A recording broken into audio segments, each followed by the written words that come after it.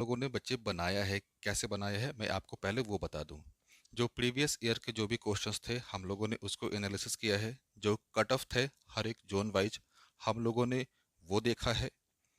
उसके अकॉर्डिंग जो अपना प्लान क्या हो सकता है, एग्ज़ाम के पॉइंट ऑफ व्यू से अपनी स्ट्रेटेजी क्या हो सकती है, मैं आपके सामने रखने वाला हूँ। चलिए बच्चे,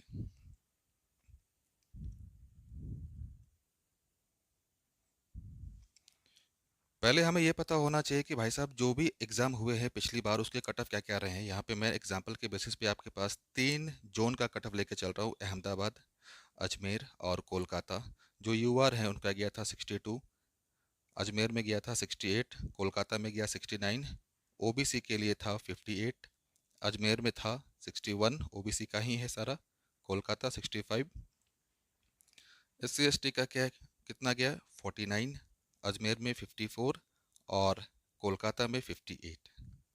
अब यहाँ से आपको चीज़ें कुछ एनालाइज नहीं करनी है। अब ध्यान देना, जब एग्ज़ाम 2018 में गया था, 18 की बात करें तो वहाँ पे कट ऑफ आप देख ही रहे हो। 2018 की कट ऑफ है यूआर का, अनरिजर्व्ड का 73 से 78। इसका मतलब ये कि कट ऑफ के बारे में कोई कुछ भी प्रिडिक्ट करे, कुछ कहा नहीं जा सकता। क्यों?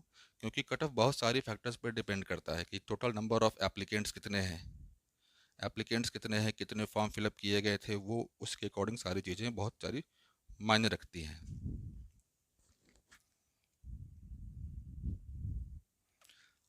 अब यहाँ से हमें ये चीज़ तो समझ में आ गई क्या कि भाई साहब जो अपना स्कोर जो होना चाहिए, इस बात की तो श्योरिटी है क्या कि भाई साहब 75 प्लस मिनिमम होना ही चाहिए, तभी अपना सिलेक्शन का कोई चांस बन सकता है, नहीं तो नहीं। तो भाई साहब जो 75 प्लस है ये मान के चलिए कि आपके सेफ स्कोर होने वाले हैं आरआरबी ग्रुप डी के लिए। जो 75 प्लस मान के चलिए किसके लिए, यूआर के लिए जो अनरिजर्व्ड हैं, ओबीसी के लिए 70 प्लस, एससी के लिए 63, एसटी के लिए 58 प्लस। इसमें अगर मान के चले तो 4 से 5 नंबर आगे पीछे होगा। अगर 4 से 5 नंबर का भी ग्रेस हम लोग लेकर चले तो मान के चले कि 80 के आसपास जो यूआर हैं अनरिजर्व्ड हैं उनका रहने वाला है। तो अपना जो मेन टारगेट एनी हाउ क्या होना चाहिए कि भाई साहब 75 प्लस तो होना ही चाहिए। तो वो 75 प्लस कैसे आएगा हम लोग अब उस पर डिस्कस करते हैं। आप सभी को पता है क्या कि भाई साहब जो कंप्यूटर बेस्ड सीबीटी टेस्ट होगा उसमें जो टोटल नंबर ऑफ क्वेश्चन होंगे मेरे बच्चे 100, जो समय आपको दिया जाएगा वो 90 मिनट का समय दिया जाएगा। जिसमें रीजनिंग के कितने होंगे 30, मैथ्स के 25, साइंस के 25 और जीके जीएस और करंट अफेयर मिला के 20 नंबर के होने वाले हैं। इसका मतलब ये कि अगर किसी बच्चे का मैथ और रीजनिंग बहुत स्ट्रांग है तो उसकी जो भाई साहब जो 55 नंबर का है मान के चलो कि वो काफ़ी सेफ जोन में, अच्छे जोन में है। मतलब वो उसको एक बूस्टअप मिलेगा, वो प्लस पॉइंट में रहेगा। क्लियर? ये मान के चले कि अगर आप रीजनिंग और मैथ्स पूरा स्ट्रांग है, पकड़ है उस पर आपकी, तो आप लगभग 50% ऑफ कैंडिडेट से आप बहुत आगे हैं। बच गई साइंस की बात और करंट अफेयर जीके जीएस की बात। तो इन सब में क्या क्या आएगा ध्यान देना। हम लोगों ने क्या क्या डिस्कस किया फिर से बता दूं। जो पिछला सीबीटी जो हुआ था उसका जो कट ऑफ रहा और किस किस चैप्टर से किस किस पार्ट से क्वेश्चन पूछा गया है, मैंने वो सारा शामिल किया है। तो भाई साहब जो अपना जो मेन फोकस जो होना चाहिए वो मैथ रीजनिंग पे तो होना ही चाहिए, और उसके बाद जो सेकंड प्रायोरिटी पे आएगा कौन सा आएगा, साइंस आएगा। जीके जीएस को हम लोग देंगे बच्चे लास्ट प्रायोरिटी। मतलब ये कि अगर सिलेक्शन हमें लेना है तो भाई साहब मैथ रीजनिंग पे तो कमांड होना चाहिए, प्लस ये जो साइंस वाला जो पोर्शन है अपना वो भी बहुत स्ट्रांग होना चाहिए। क्लियर मेरे बच्चे?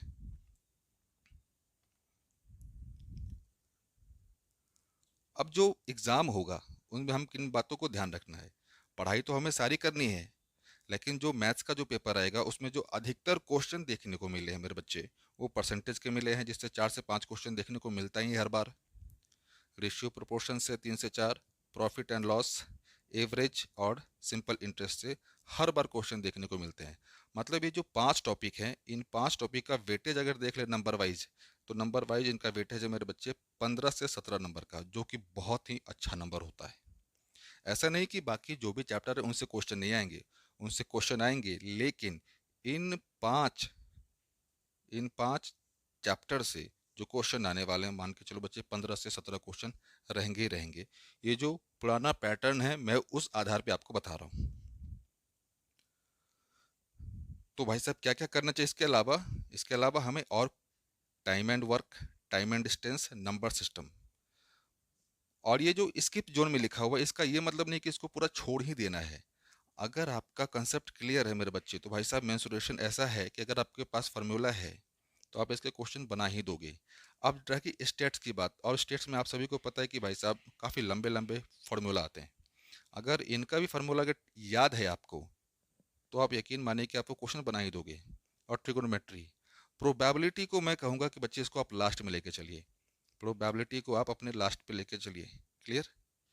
अब यहाँ पे क्या कह रहा है कि भाई साहब फिर से हमने क्या देखा, ये 5 टॉपिक और ये 3 टॉपिक,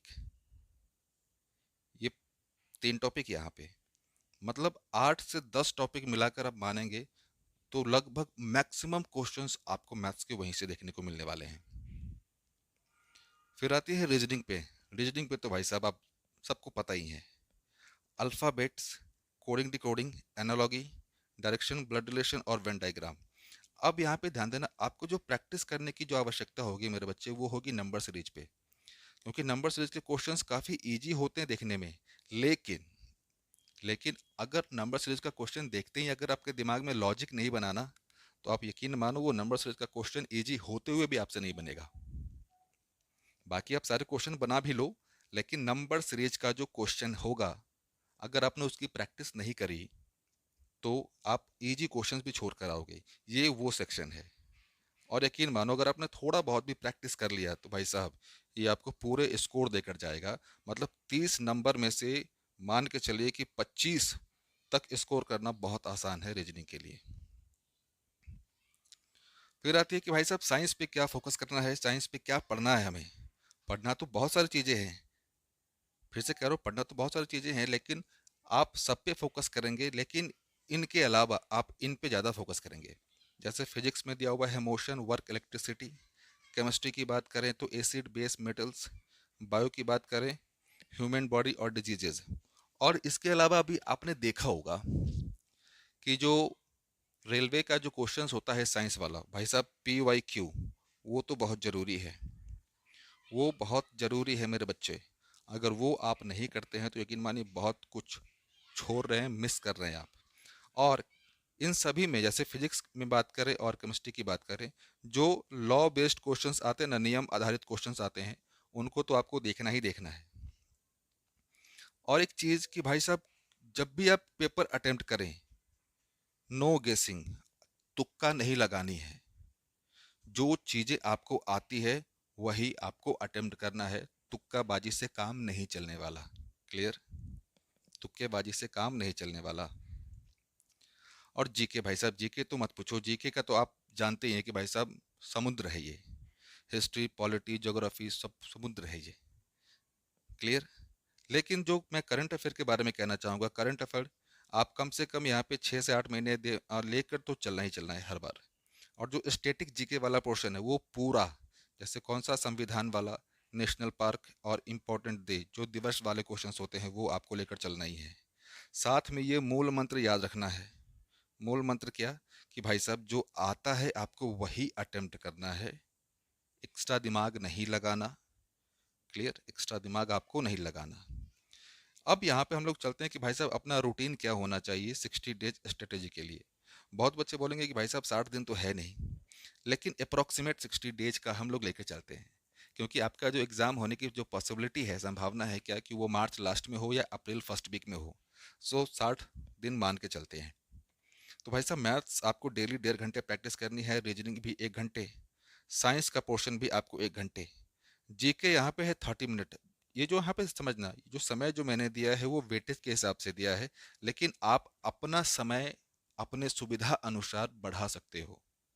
अपना समय अपने सुविधा अनुसार बढ़ा सकते हो, लेकिन मैथ में इतना तो देना ही है, मैथ में और रीजनिंग में और साइंस में इतना तो चाहिए ही चाहिए। साथ में इसके अलावा जो सबसे इम्पोर्टेंट जो प्ले रोल करेगा मेरे बच्चे, PYQ। PYQ आपको हर रोज देखना है, डेली देखना है। PYQ मतलब जो भी पुराने पेपर हैं जो आए हुए हैं वो सारे पढ़ने हैं मेरे बच्चे। और ये सारा काम जो भी है आपको वो डेली बेसिस पे करना है, किसी को आप स्किप नहीं कर सकते। क्लियर। तो डेली प्रैक्टिस रूल में आपको यही रखना है क्या कि भाई साहब कम से कम 30 टॉपिक तो देखने ही देखने हैं। 30 टॉपिक मतलब कि जो भी टॉपिक है उसको सेग्रीगेट करके आपको देखना ही देखना है। और साथ में आपको ये देखना है कि आप जो गलतियां कहाँ कर रहे हैं, ये वाली कॉपी आपको मेंटेन कर रही है। मतलब रूल नंबर जो थर्ड है अपना, वो आपको फॉलो करना ही करना है। क्योंकि आप जो गलतियां कर रहे हैं उसको प्रॉपर नोट करते चलिए, एनालाइज करते चलिए, तो वही गलतियां आप आगे नहीं दोहराएंगे। क्लियर। और मॉक टेस्ट के रोल के बारे में आप सभी को पता है कि भाई साहब आप कितना भी पढ़ लो, आप जब तक खुद को एनालाइज नहीं करोगे कि आपकी तैयारी कितनी है, कैसी है, और वो पता चलेगा उसके बारे में कैसे, वो पता चलेगा मेरे बच्चे मॉक टेस्ट से ही पता चलेगा। तो मॉक टेस्ट बिल्कुल है, मस्ट है। और ये सोच रहे हैं ना कि भाई साहब मॉक के बिना सिलेक्शन कभी नहीं होने वाला, आपको मॉक टेस्ट देना ही देना है। एग्ज़ाम डे क्या करेंगे? एग्ज़ाम डे मतलब जो अपनी तैयारी होगी वो क्या होनी चाहिए कि भाई साहब मैथ्स में मान के चलिए कि आप जो जनरली अभी हम लोग देखा कि किस टॉपिक से आने वाले हैं कि भाई साहब 20 से 22 क्वेश्चन करने वाले होंगे ही होंगे। रीजनिंग के 25 से 27 क्वेश्चन। और इन दोनों में क्या रखना है कि भाई साहब एक्यूरेसी 90% रखेंगे। एक्यूरेसी रखने से क्या फ़ायदा होगा? एक्यूरेसी रखने से ये फ़ायदा होगा कि जब नॉर्मलाइजेशन होगा वहाँ आपको बेनिफिट मिलेगा, वहाँ आपको बेनिफिट मिलेगा। और निगेटिव, निगेटिव का तो भाई साहब चांस ही नहीं ले सकते।